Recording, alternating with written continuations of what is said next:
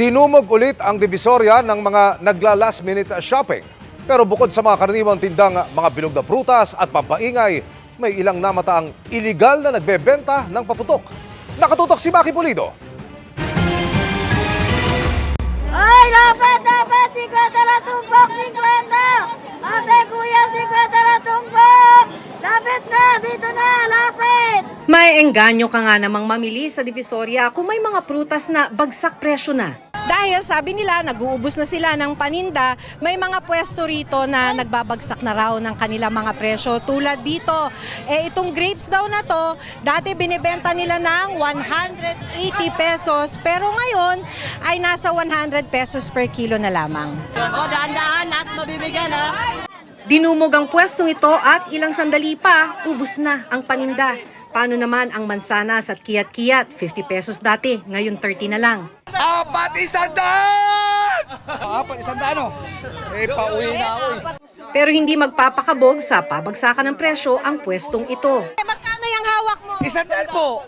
Lahat yan? Yes. Bakit 100? Ay, gusto namin maubos yung paninda namin, ma'am. Kaysa mabulok. Kita na ito, ma'am. Kaya gusto namin maubos. Maputik at siksikan man, tinitiis ito ng mga last-minute shoppers sa Divisoria.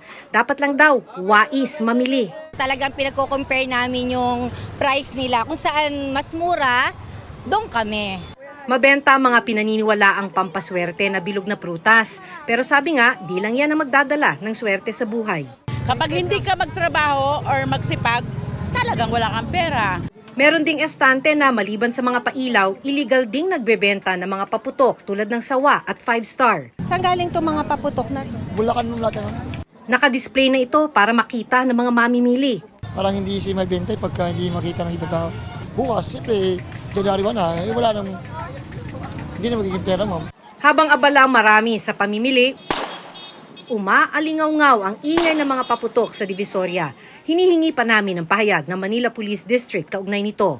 Ang ilang taon nang paalala sa pagpapaputok, paalala rin ng batang ito na nagbebenta naman ng mga torotot. Masaya po yan para hindi na po madigrasya yung mga tao sa paputok.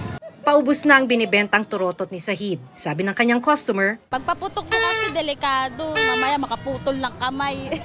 pakinggan sana ang matagal ng payong yan para kumpleto ang mga daliri pagpasok ng bagong taon. Para sa GMA Integrated News, Maki Pulido, nakatutok, 24 oras.